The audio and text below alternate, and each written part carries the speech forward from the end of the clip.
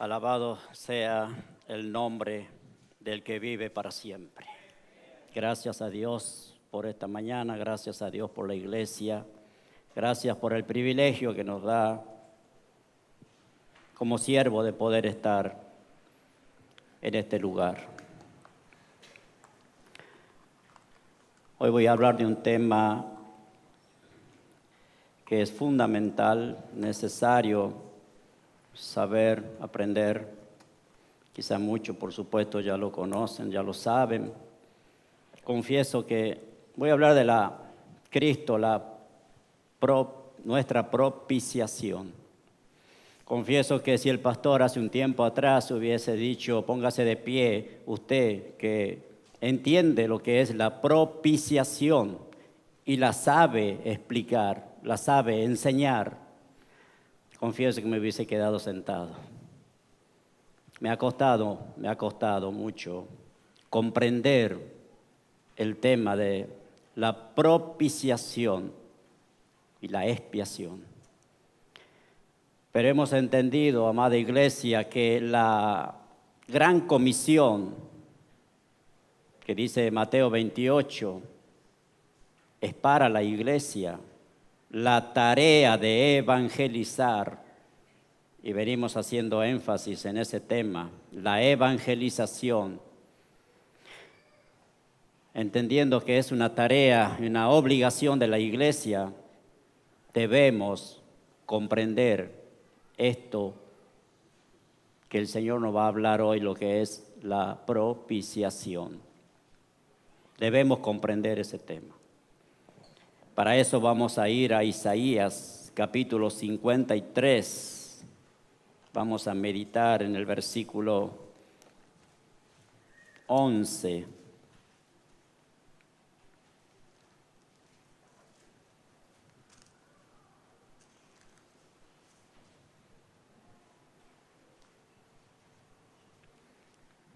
El corazón del Evangelio, Isaías, capítulo 53. Hermoso pasaje de la palabra de Dios para usarlo cuando vamos a evangelizar. Vamos a arrancar desde el versículo 6.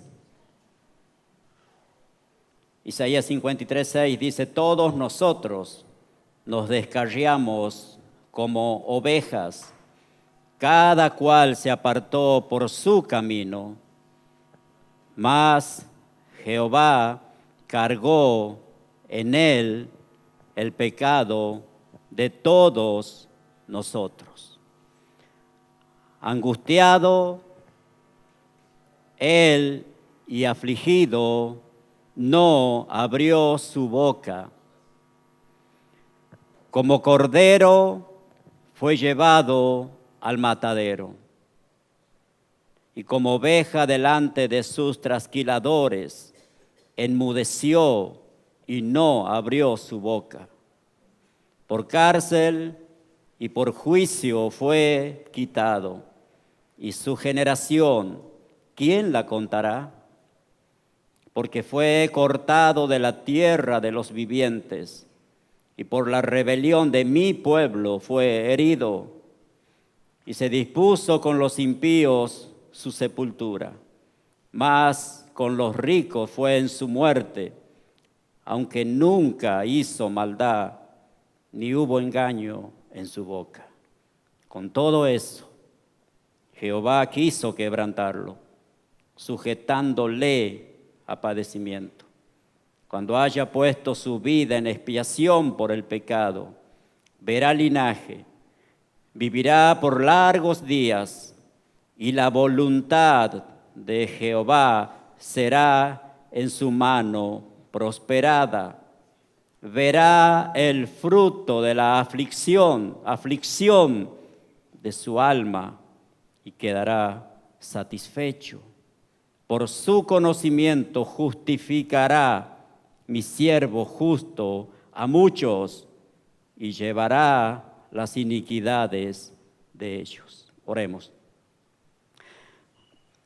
Amado Señor, bendito Dios, Gracias por esta mañana, gracias por la iglesia, gracias porque podemos estar una vez más aquí. Gracias, Señor, porque creemos que tu presencia está en medio nuestro, Señor. Gracias por tu palabra. Subo a este lugar, Señor, temblando, porque entiendo la gran responsabilidad, Padre eterno, de pararnos en este lugar para hablar tu palabra, Señor. No lo que salga de nuestra mente, no lo que salga de nuestro entendimiento, que es tan limitado, Señor, que es nada comparado con la revelación del Señor a través de su palabra.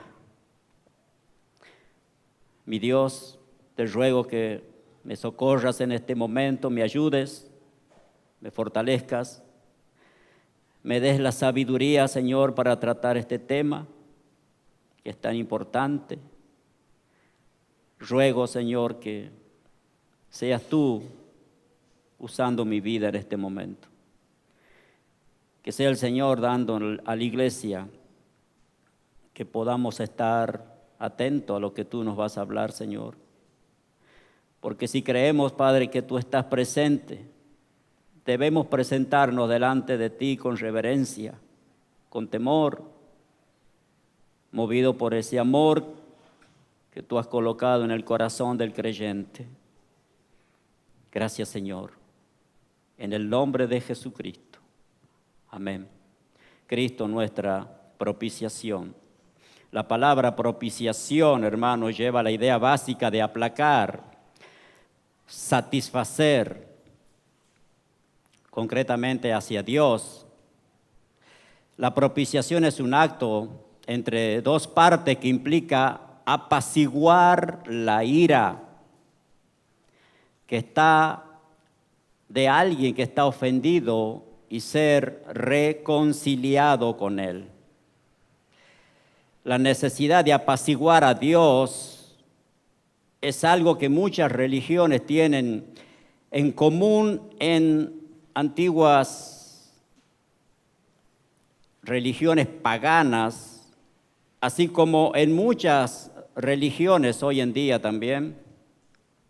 Se enseña la idea de que el hombre aplaca a Dios ofreciendo ofrenda o haciendo sacrificios. Sin embargo, la Biblia, la palabra de Dios, enseña que Dios mismo ha proporcionado, amado hermano, el único medio por el cual se puede aplacar su ira. Y el hombre pecador puede reconciliarse con Dios.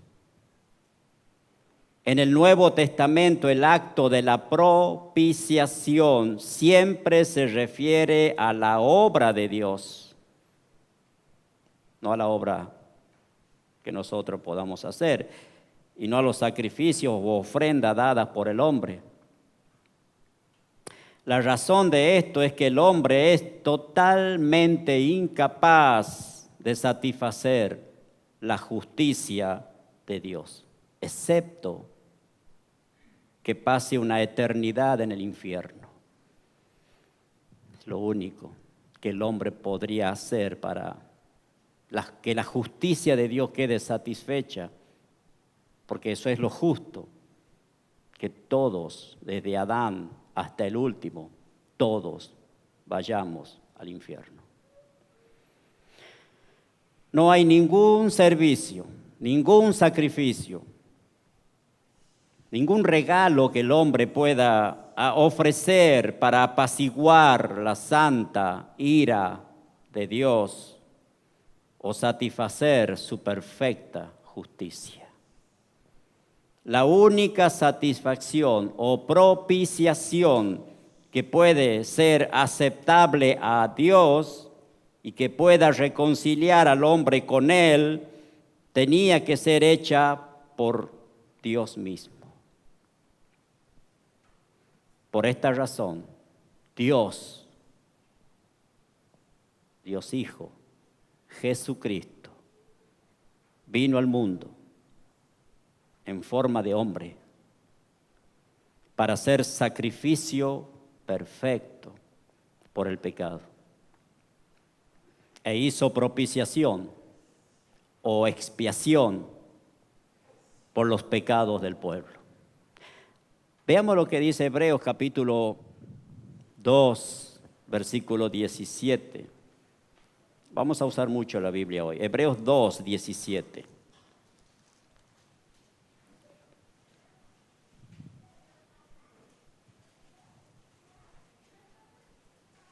Expiación por los pecados del pueblo. Hebreos 2:17 dice, por lo cual debía ser en todo semejante a sus hermanos. Por eso es que Jesucristo, o el Verbo, se encarnó. El propio Dios se encarnó, semejante a sus hermanos, para venir a ser misericordioso y fiel sumo sacerdote en lo que a Dios se refiere, para expiar los pecados del pueblo. Las palabras expiación y propiciación. Expiación, veamos lo que podría significar, lo que significa. El prefijo ex significa fuera, por lo que la expiación tiene que ver con eliminar algo o quitar algo. O sea, quitar la culpa mediante el pago de una sanción o mediante la ofrenda de un sacrificio. Quitar es lo que el Señor hizo en esa expiación por nosotros. Quitó la culpa. En contraste a la proposición, tiene que ver con el objeto de la expiación. El prefijo pro significa por, así que la propiciación provoca un cambio en la actitud de Dios para que Él pase de estar en enemistad con nosotros a estar por nosotros. A través del proceso de la propiciación somos restaurados a la comunión y al favor delante de Dios, delante de Él. Propiciación, expiación.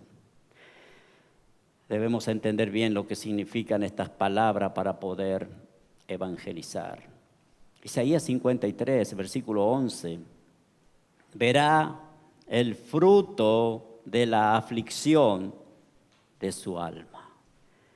El sufrimiento de Cristo satisface la justicia de Dios. Spurgeon dijo, en estas palabras tenemos a Dios Padre hablando de su Hijo y declarando que ya que había padecido dolor de alma, le garantizaría una recompensa satisfactoria.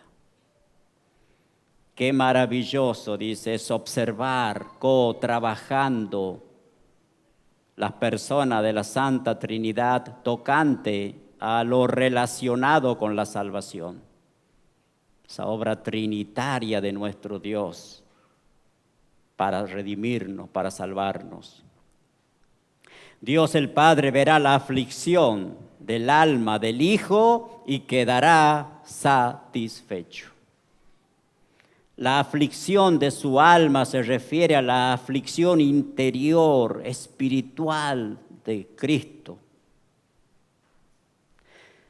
Claro, por supuesto, no debemos bajarle el valor al sufrimiento físico que nuestro Señor soportó. Jamás debemos pensar así ligeramente de lo que Cristo sufrió, que fue azotado casi hasta la muerte, que le escupieron, que lo coronaron de espinas, le arrancaban la barba, lo escupían, lo abofetearon. ¿Y qué decir? Que sus manos y sus pies fueron traspasados por esos clavos. Sin el dolor, la sed, todo lo que Él padeció en lugar nuestro, nuestro sustituto, el vicario, lugar nuestro en la cruz del Calvario.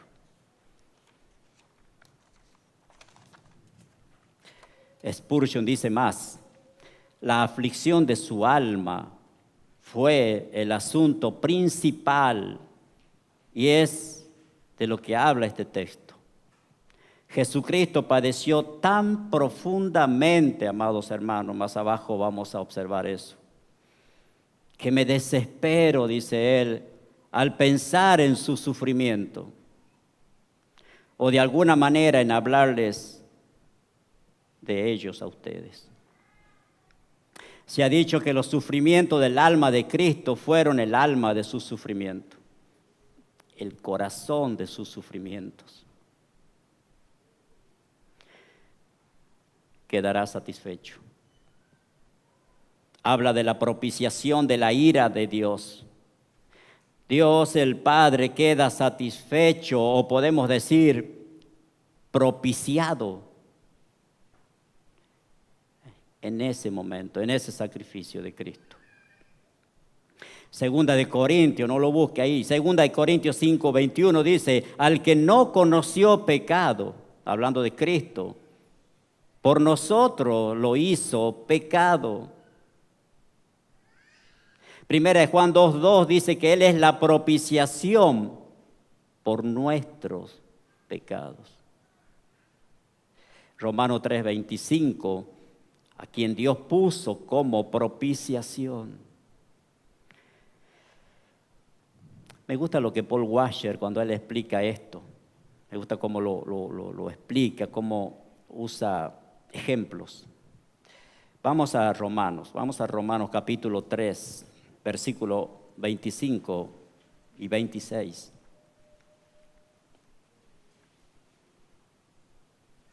Él dice que el texto más importante en toda la Escritura es este que vamos a leer, Romanos 3, 25. Veamos desde el 24 para ver de quién está hablando. Siendo justificados gratuitamente, o sea, nosotros, por su gracia, mediante la redención que es en Cristo Jesús, a quien Dios puso como propiciación por medio de la fe en su sangre, para manifestar su justicia a causa de haber pasado por alto en su paciencia los pecados pasados, con la mira de manifestar en este tiempo su justicia, a fin de que Él sea el justo y el que justifica al que es de la fe de Jesús. Es el pasaje más importante de la Escritura. Si no entendemos esto, será difícil evangelizar, amada iglesia. Debemos comprender esto. Pablo habla de la propiciación que Dios, porque dice que Dios puso a su Hijo amado. No es algo que nosotros podamos hacer, como dije, para satisfacer la justicia de Dios o aplacar su santa ira. Dios puso a Jesús como propiciación para que nosotros pudiéramos ser salvados. El justo y el que justifica. Primero vemos que si Dios es justo, dice Él no puede perdonar. Me gusta el ejemplo que da cuando dice que si capturas a alguien que mató a toda tu familia y lo lleva a la policía, luego va al juez y el juez mira al asesino, tiene todas las pruebas, pero como dice, yo soy un Dios o un juez lleno de amor, muy misericordioso. Te dejo libre. Vete. ¿Qué diríamos si estuviéramos nosotros ahí en ese lugar? Que es un juez injusto, totalmente injusto, porque no, la justicia no ha quedado satisfecha.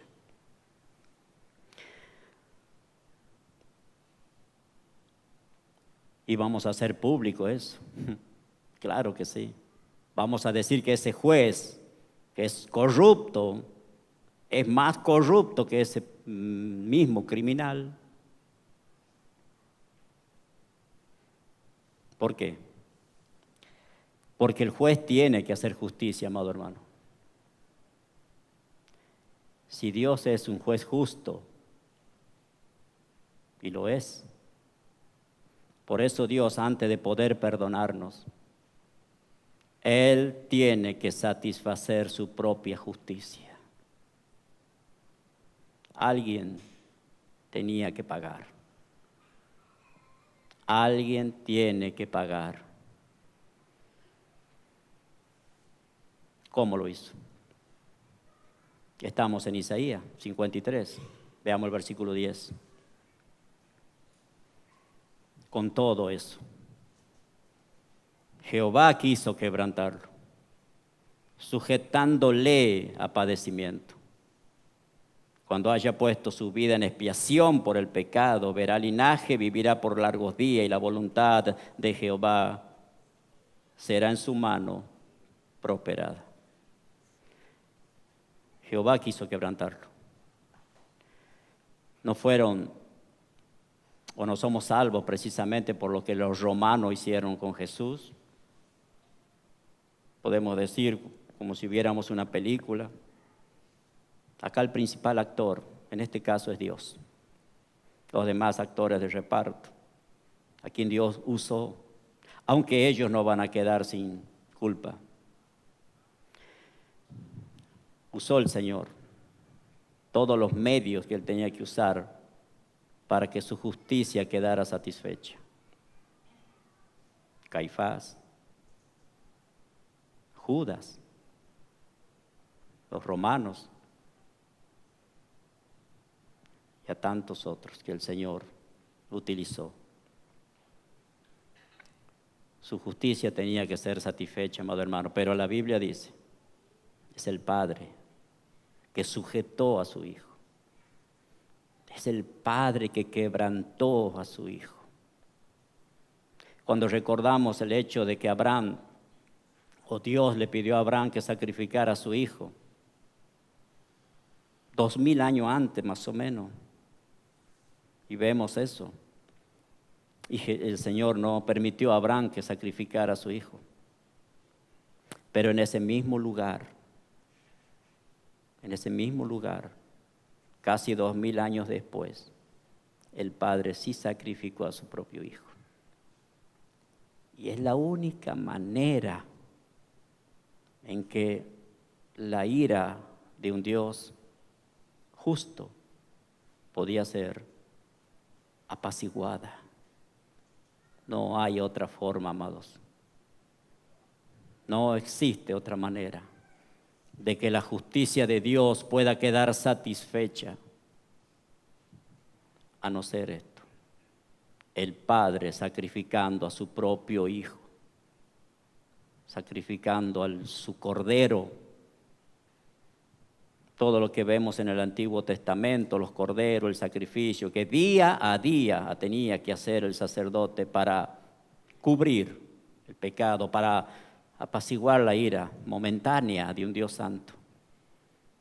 Pero un día iba a llegar el Cordero perfecto. Todo eso apuntaba a Cristo. Un día iba a llegar el Cordero perfecto, santo, puro, sin mancha, sin contaminación, que iba a ser, como dice Hebreo, un solo sacrificio, suficiente sacrificio para redimir a su pueblo,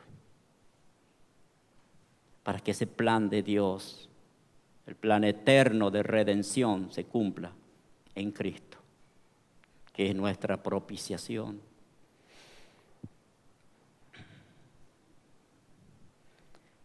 No somos salvos entonces por otra forma que no sea el sacrificio de Jesús. Salvos por lo que el Padre hizo con Jesús en la cruz. Y dice que lo quebrantó. Alguien tenía que morir bajo la ira de un Dios santo para satisfacer su justicia. De esto debemos hablar, amado hermano, cuando vamos a evangelizar. Hay muchas formas, quizás diferentes formas de evangelizar, pero me gusta comenzar con esto, con Dios mismo, porque lo que Jesús hizo acá, no lo hizo en primer lugar por nosotros, lo hizo por el mismo Dios. No lo hizo primero por nosotros, sino por Dios para satisfacer su justicia, para aplacar su ira. Y nos hemos beneficiado nosotros ante tremenda ofrenda, tremendo sacrificio. Pero Jesús satisfizo la ira del Padre, la justicia de Dios, y aplacó su ira. La misericordia ya no necesita ser refrenada por la justicia, amados. La justicia no necesita ser negada por la misericordia. Dios es el justo y el que justifica. Y por ese acto, por ese sacrificio, por la misericordia de Dios y por su justicia satisfecha, Él puede salvar. Alguien tenía que pagar. Cuando entendemos nosotros esto, dígame si no nos llena de gozo saber que esa copa, y vamos a entrar en eso, no la hemos bebido ni la vamos a beber, sino que la bebió Cristo por nosotros. Isaías 53:11 hemos leído: verá el fruto de la aflicción de su alma. La palabra aflicción, amada iglesia, muestra angustia, sufrimiento, el dolor que Cristo experimentó en su alma cuando el peso del pecado humano y el juicio de Dios el Padre cayeron sobre Él. Esto lo experimentó en el huerto de Getsemaní. Y también incluye el dolor y la angustia de alma que Él continuó experimentando en la cruz. La angustia de su alma es el dolor que Él soportó al obrar la salvación de su pueblo. Su obediencia y su muerte, sus dolores y sufrimientos, particularmente aquellos de su alma.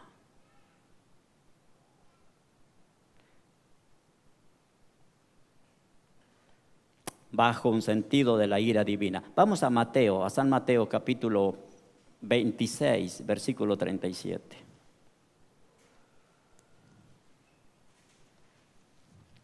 Mateo 26, versículo 37.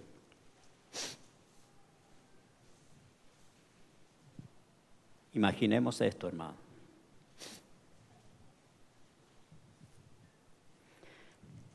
San Mateo 26, 37. Y tomando a Pedro y a los dos hijos de Zebedeo, comenzó a entristecerse y a angustiarse en gran manera. Entonces Jesús les dijo: mi alma está muy triste hasta la muerte. Quedaos aquí y velad conmigo. El Señor abre su corazón para estos discípulos. Ya empieza a sentir el Señor ese dolor en su alma. Hemos nombrado Getsemaní. Y fue en ese lugar donde tu Salvador, mi Salvador, entabló la mayor batalla de su vida. fue ahí donde él entabló ese mayor dolor, combate, lucha. Veamos lo que dice Lucas 22, un poco más adelante, Lucas 22, 39.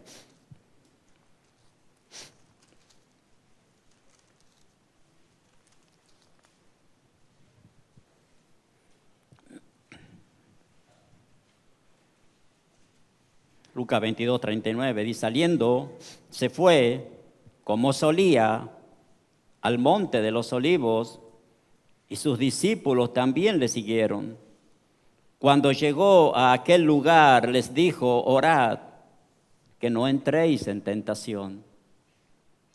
Y él se apartó de ellos a distancia, como de un tiro de piedra, y puesto de rodillas, oró. Imaginemos al Señor.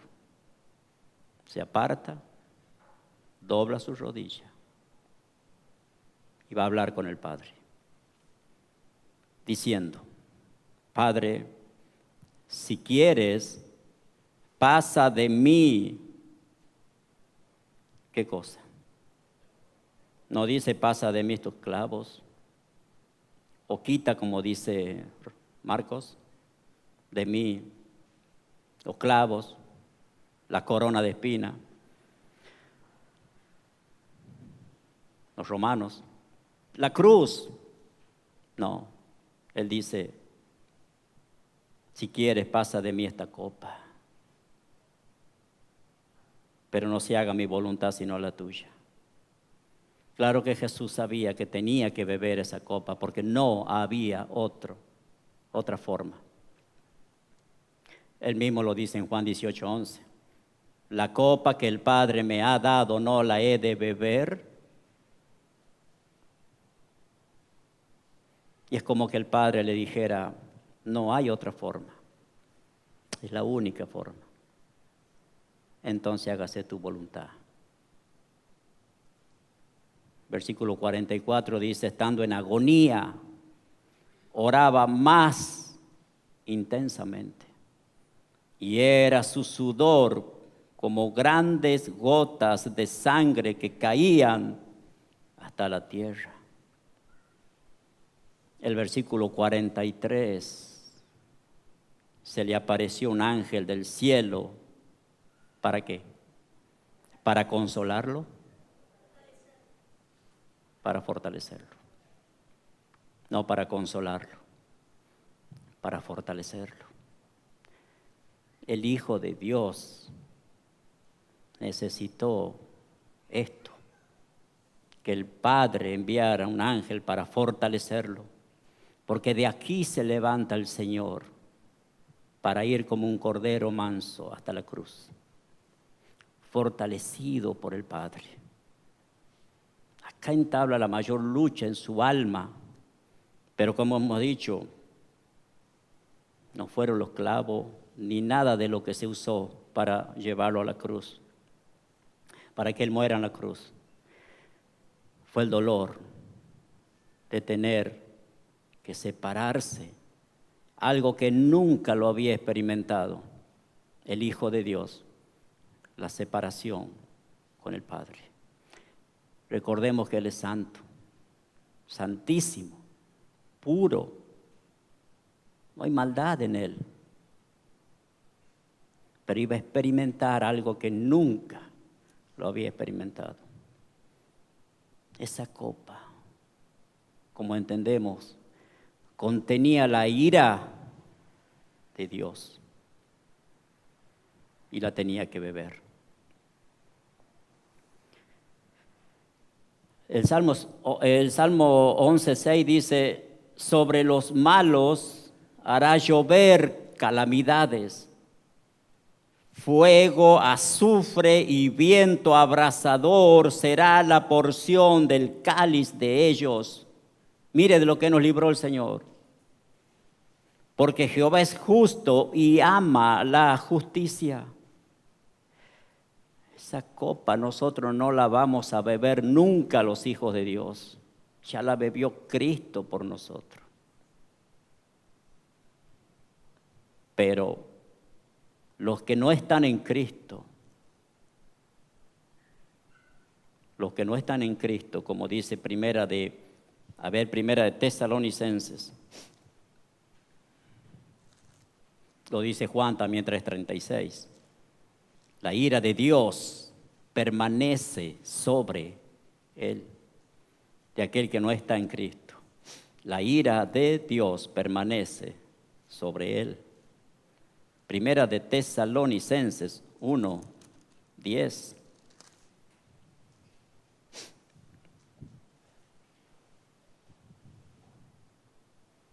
El 9, porque ellos mismos cuentan de nosotros la manera en que nos recibiste y cómo os convertisteis de los ídolos a Dios, para servir ¿a quién? Al Dios vivo y verdadero, y esperar de los cielos a su Hijo, el cual resucitó de los muertos, a Jesús, quien nos libra ¿de qué? De la ira venidera, la ira venidera. La ira de Dios, y que viene, y que la iglesia no va a beber la copa de la ira de Dios, porque alguien ya la bebió por nosotros, porque ese sacrificio de Cristo fue suficiente, eficaz para satisfacer la justicia de un Dios santo. Ese fue el mayor dolor del alma del Señor. Y se cumple en la cruz lo que había sido profetizado en el Salmo 22. Esa pregunta que el Señor hace: ¿por qué me has desamparado? ¿Por qué estás tan lejos? El pecado, amados hermanos, es abominable a Dios porque es santísimo. Y por eso nosotros no debemos vivir de cualquier manera. Por eso es que Dios dice: sed santos, porque yo soy santo. Claro que nos cuesta, claro que no es fácil. Es por eso que nosotros debemos vivir en comunión con Dios. Día tras día debemos alimentarnos de su palabra, porque su palabra es la que nos limpia. Y cuando pecamos, y porque pecamos todo el tiempo el creyente va a ir al Señor pidiendo perdón. Señor, he ofendido tu santidad, he contristado tu espíritu.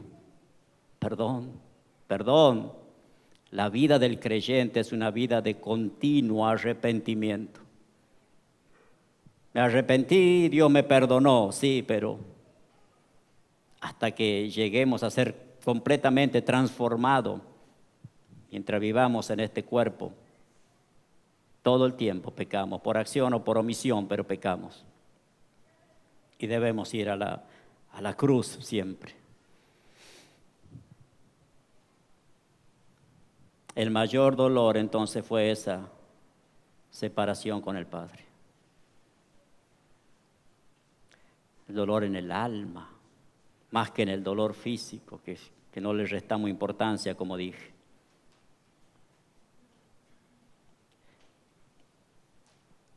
Y así como nosotros a veces, hermanos, necesitamos, por ahí vamos a pasar, gracias a Dios no me tocó, pero pasar por una operación, pasar por el quirófano, y siempre está alguien, la familia, hasta el mismo médico, ¿no?, alentándote: no, va a pasar, esto es sencillo, ya va a pasar y vas a volver a tu casa, vas a estar con los hijos, con los nietos, ya va a pasar. Es sencillo, un trámite sencillo. Tratan de dar ánimo, ¿no? Veamos lo que dice San Juan 16:21.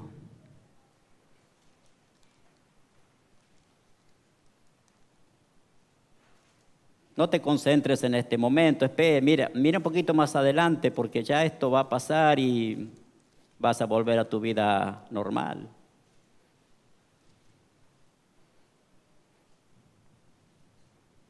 El Señor Jesús siempre consolando a sus discípulos. Dice el versículo San Juan 16:21 o 16:20, de cierto os digo que vosotros lloraréis y lamentaréis, y el mundo ¿qué hace? El mundo se alegra porque creyó el mundo en ese entonces, y el propio Satanás creyó que ya la victoria era de ellos o de él, del infierno, del mundo. No, el mundo se iba a alegrar. Pero aunque vosotros estáis tristes, vuestra tristeza se convertirá en gozo. La mujer cuando da a luz tiene dolor porque ha llegado su hora, pero después que ha dado a luz un niño, ¿qué pasa? Ya no se acuerda de la angustia. ¿Por qué? Por el gozo que haya nacido un hombre en el mundo. Así también vosotros ahora tenéis tristeza, pero ¿qué? Os volveré a ver. Ahí está la promesa, en este caso de Jesús para sus discípulos. No se entristezcan por esto. Va a haber una separación momentánea. Es necesario que el Hijo de Dios sea quebrantado. Pero os volveré a ver y se gozará vuestro corazón y nadie os quitará vuestro gozo. ¿Qué nos separará del amor de Cristo Jesús? Que puede quitar el gozo. Ya sea el pecado, claro que sí, quita el gozo. Pero si hacemos como David, después de reconocer que somos pecadores y nos arrepentimos y clamamos al Señor, el Señor se encarga otra vez de devolvernos ese gozo para avanzar, para seguir avanzando en esta tierra, en este nuestro peregrinar hacia la nueva Jerusalén. Estaba el Señor animando a sus discípulos. Ya va a pasar, ya vamos otra vez a vernos. Y el propio Hijo de Dios, Jesús, también necesitó de eso. Veamos lo que dice Hebreos capítulo 12, versículo 2.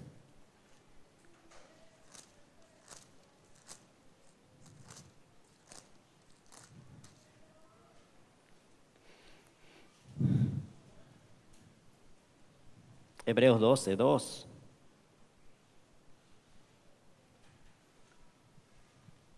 Puesto los ojos en Jesús, el autor y consumador de la fe.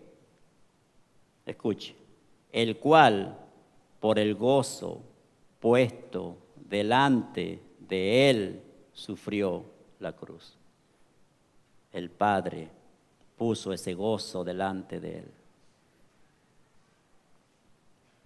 Soportó la cruz, menospreciando el oprobio, la vergüenza pública, y se sentó a la diestra del trono de Dios, puesto los ojos en él, el cual por el gozo puesto delante de él sufrió la cruz. ¿Qué gozo? ¿Cuál gozo? El Señor mostró miriadas, como dice Juan en el Apocalipsis, alabando, exaltando a Jesús. Verá linaje, dice Isaías, vivirá por largos días, verá linaje, verá la iglesia, verá los hijos, verá que valió la pena, tremendo sacrificio. Miriadas, alabando, exaltando, arrojando las coronas que vamos a recibir a los pies del único que es digno de ser exaltado. Ese es el gozo puesto delante de él. Y soportó la cruz, porque sabía lo que iba a suceder por detrás de ese sacrificio. Y ahí estábamos nosotros. El Señor te miró a ti y me miró a mí también, miserables pecadores, como el resultado de ese sacrificio. Qué gozo si Él vino para eso. Él vino a morir para redimir. Él vino a morir para aplacar la ira de Dios. Él vino a morir como el Cordero de Dios para satisfacer la justicia del Padre. Dios es el justo y el que justifica, el que es de la fe de Jesús. Somos salvos por eso, amados hermanos, por lo que el Señor Jesucristo ha hecho por nosotros en aquella cruz. El gozo puesto delante de Él. Él sufrió la cruz. ¿Qué es lo que nos motiva a nosotros a venir a la iglesia? Leer la Biblia, orar. ¿Será lo que San Juan 14 dice también? Veamos lo que San Juan 14 dice, ya que estamos en Juan. No se turbe vuestro corazón, iglesia. Le habla al corazón del creyente. No se turbe vuestro corazón. Crees en Dios, creed también en mí. En la casa de mi Padre muchas moradas hay. Si así no fuera, yo os lo hubiera dicho. Voy pues a preparar lugar para ti, iglesia. Y si me fuere y os preparare lugar, vendré otra vez. Aleluya. Y os tomaré a mí mismo, para que donde yo estoy, iglesia, vosotros también estéis. Ese es el gozo, ese debe ser nuestra motivación por la cual venimos a reunirnos. Pensando en eso, amados, Jesús está volviendo, está a las puertas, ya está volviendo. ¿Y a qué viene el Señor? Según su promesa, según su palabra, viene a tomar a la iglesia. Viene a llevarte, iglesia, para estar con Él. Y Él no está en el infierno. Él no está en lugar de tormento. Él viene a llevar su iglesia. Falta muy poquito para eso. Lo creo. No vamos a decir una fecha, no sería bíblico. Pero por lo que estamos viendo y viviendo, vemos que nuestro Señor está ahí a las puertas, ya a punto de regresar. La mujer que está encinta comienza las contracciones. A medida que se va acercando, comienza más el dolor. Pero después se olvida de todo eso por el gozo. Jesús también pasó por eso. Y después de eso, nació la iglesia. Nace la iglesia. Gracias a Dios por eso. Que sea eso nuestro gozo, que sea eso nuestro día a día, vivir con esa motivación de saber que nuestro Señor está vivo y está volviendo y viene a buscar la iglesia. Propiciación, recuerde, aunque quizás por ahí no usamos la palabra cuando vamos a evangelizar, pero acuérdese de esto, nosotros ni nadie puede ser salvo si no fuese que la justicia de Dios fue satisfecha y su ira aplacada por Jesucristo. Era necesario ese sacrificio, necesario esa muerte sustitutiva en la cruz del Calvario. Por eso existe la iglesia, por eso somos parte de la iglesia y por eso como iglesia debemos gozarnos de saber que nuestro Señor Jesucristo está volviendo y viene a llevarnos con Él. Y le veremos, dice Apocalipsis, cara a cara. Cara a cara. Gózate de esto, hermano. Medita siempre en eso. Entiéndelo bien. Yo soy limitado en mis palabras, pero creo que quedó claro. Entiéndelo bien. Porque lo debes usar esto que hemos hablado cuando vayas a evangelizar. No digo si quizás vas a evangelizar. Cuando vayas a evangelizar, habla de esto. Cristo es nuestra propiciación.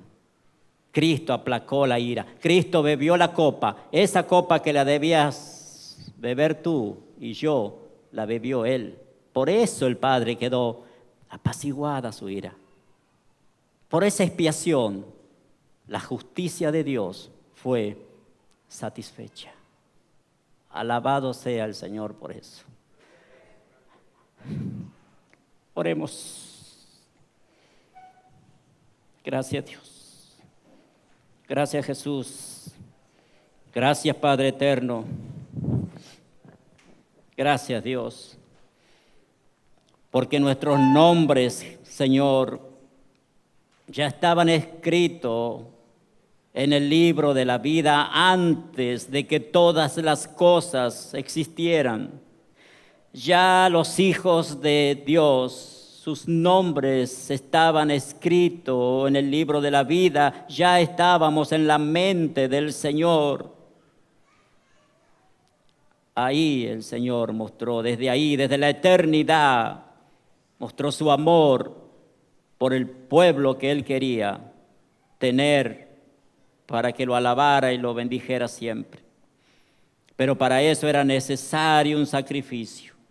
Para eso era necesario que el Hijo de Dios, el Cordero de Dios, viniera para satisfacer la justicia, para aplacar la ira, para que nosotros pudiéramos, Señor, creer. Por eso entendemos, Señor, que es por fe y no por obras, porque la obra perfecta la hizo Jesús en la cruz. Y nosotros debemos creer en esa obra, en ese perfecto sacrificio, que es lo que nos hace salvos. Por creer, por la fe, nosotros, Señor, recibimos a Jesús como Señor y Salvador de nuestras vidas. Gracias, Padre. Gracias, porque si de nosotros dependiera satisfacer la justicia, tendríamos que pasar una eternidad en el infierno, bebiendo la copa de la ira de Dios. Es por eso que Jesús, Él bebió la copa de la ira de Dios para librarnos a nosotros de la ira venidera. ¿Cómo no hemos de alabar y bendecir al Señor? ¿Cómo no hemos de constantemente dar la gloria, la honra, la alabanza y gracias al Señor que tomó nuestro lugar en esa cruz, que soportó todo lo que soportó voluntariamente en esa cruz para redimirnos? Gracias, Señor. Gracias, Jesús, porque en Getsemaní, Señor, cuando has entablado tu mayor lucha, tú no has escapado, Señor. Cuando sabías que Judas, esa turba, venía a prenderte, no escapaste, Señor, sino que enfrentaste con valor ese momento, Señor. Fue en ese momento también, como hemos visto, Padre, que tú has enviado un ángel para fortalecerlo, para que él pudiera desde ahí levantarse y enfrentar la cruz en el Calvario, para que tus hijos, para que los escogidos pudieran ser redimidos. Muchas gracias, Padre. Muchas gracias, Señor Jesucristo. Muchas gracias, Espíritu Santo, por haber obrado la Trinidad en nuestra salvación. Gracias al que vive para siempre. La iglesia te alaba, Señor. Exalta tu santo nombre. La iglesia glorifica al que vive para siempre. Gracias, Dios, en el nombre de Jesucristo nuestro Señor. Amén y amén. Gracias, iglesias.